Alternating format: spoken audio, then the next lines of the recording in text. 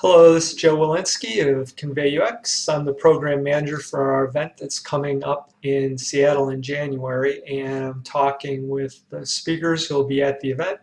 The person I'm speaking to today is Elizabeth Allen of Centralis. Hello, Elizabeth. Hello, how are you doing? All right, where are you talking to us from? I'm in Evanston, Illinois. Beautiful Evanston, Illinois. So just north of Chicago. Yeah, pretty much. All right, well, why don't you tell us a little bit about your organization and the nature of the work that you're involved in? Sure. So I work at Centralis, which is a small UX research and design consulting firm. We take on clients from a huge, wide range of industries, everything from education to nonprofits, financial services, travel, e-commerce, all that sort of stuff. And so I'm involved in consulting on UX research and design projects here. And so, what does that mean on a daily basis? What types of activities are you involved in?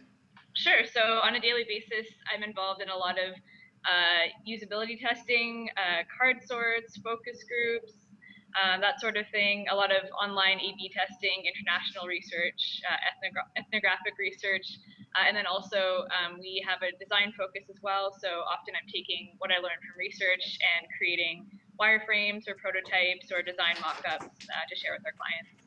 And so, how did you get to where you're at today? What path got you to this point? Yeah, a little bit of a non-traditional path. I did a PhD in psychology at the University of Chicago, working with Steve Chabelle on a lot of problems in color perception and other visual perception stuff. And when I finished up my PhD, I knew I didn't want to be in academia, but I didn't know what I wanted to do. And I started looking at different industries, and UX really kind of popped out as a field where I could use my psychology background in a way that I could actually possibly make some money and kind of get out in the real world and help clients across different industries. And so I made the leap from academia to what I'm doing now about 2 years ago or so.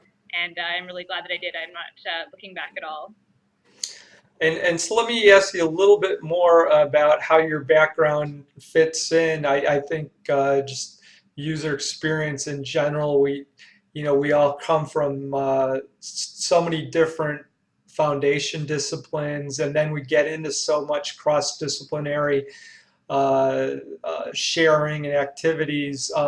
What how do you feel your background has particularly helped you in the work that you're doing?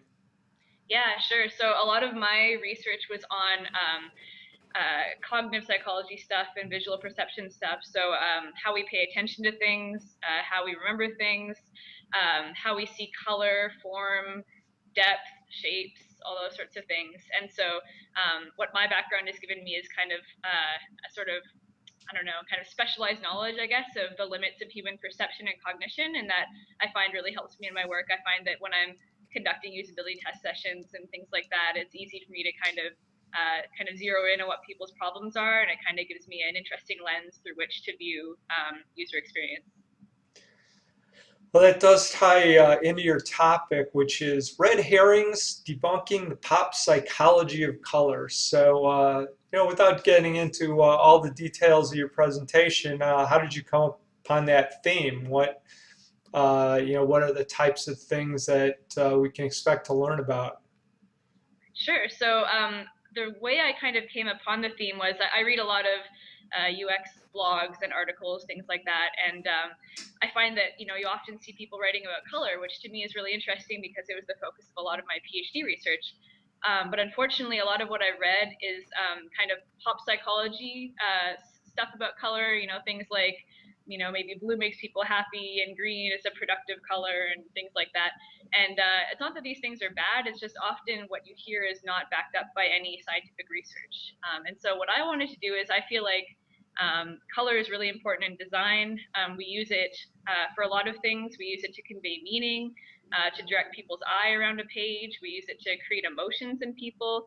And I feel like as designers, we kind of owe it to ourselves to really kind of understand why color is so powerful so that we can use it kind of more efficiently and more effectively.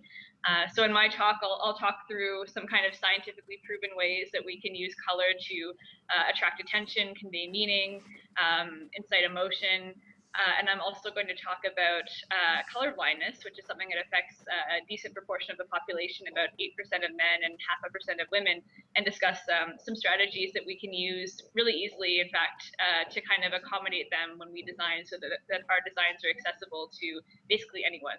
So yeah, that's what kind of an overview of what you could expect if you come to my talk. Well, let me just ask you, maybe is there like one nugget from that that you might want to share? One of your myths that we might be familiar with that Sure.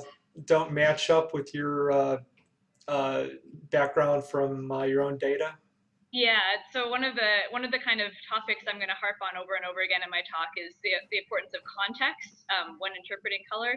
And so one example I use, when it comes to calls to action, lately I've seen a lot of articles talking about, which color is best for calls to action, whether it's red or green in particular. So I'm going to walk through a couple of examples that sort of got carried across a whole bunch of different blogs as kind of proof that one of these colors is the best color to use for calls to action, and kind of debunk the reasoning behind that and show that it's not actually any particular color that matters. It's the context in which the color is embedded that has the biggest effect, basically. Oh, well, that's pretty interesting. I Thank think you. I'll be interested in learning more about that. So the event's coming up in just a few weeks, so I'll see you there. Yeah. All right. That sounds great. I'll see you there. All right, thanks, Elizabeth. Yeah. You're All right, welcome. bye. Bye.